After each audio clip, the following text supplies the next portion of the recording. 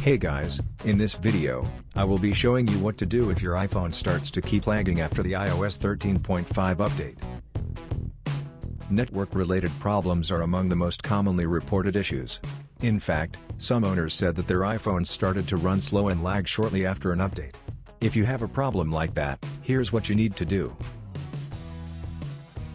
First solution, close apps and then force restart your iPhone.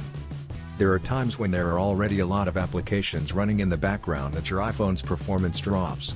If this is the case with your iPhone, then you can fix it by simply closing all applications running in the background and refreshing the memory by doing the forced restart. Here's how. Swipe up from the bottom of the screen and stop at the middle. This will show you the app previews. Swipe up on the previews to close them. To force restart your iPhone, quickly press and release the volume up button, and then do the same for the volume down button. The moment you release the volume down button, press and hold the power key for 15 seconds or until the Apple logo shows. Now wait for your iPhone to finish restarting.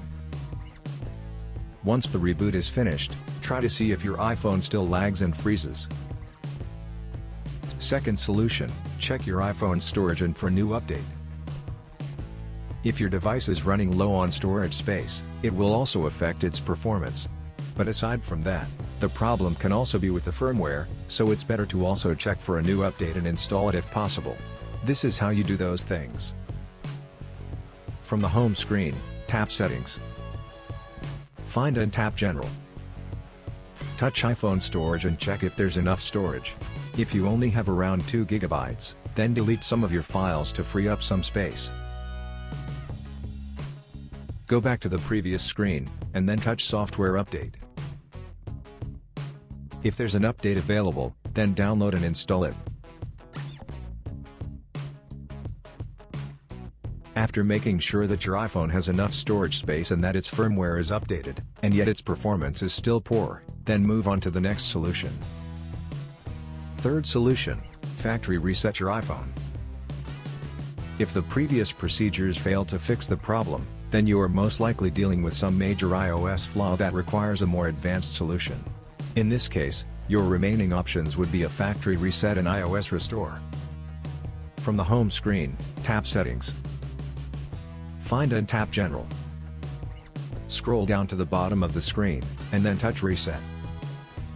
Tap Erase all contents and settings. Tap Erase now.